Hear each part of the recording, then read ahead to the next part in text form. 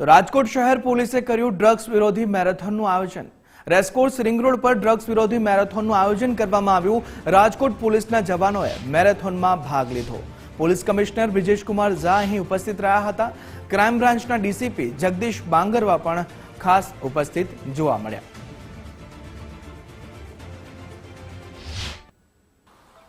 આજે 26 જૂનના રોજ international day against drug abuse and illicit ટ્રાફિકિંગના દિવસે રાજકોટ શહેર પોલીસ દ્વારા માનનીય CP sir Brijesh Kumar Jha sir અને additional CP sir Chaitanya Mandlik સરની માર્ગદર્શન હેઠળ એક મેરેથોનનું આયોજન કરવામાં આવેલ છે।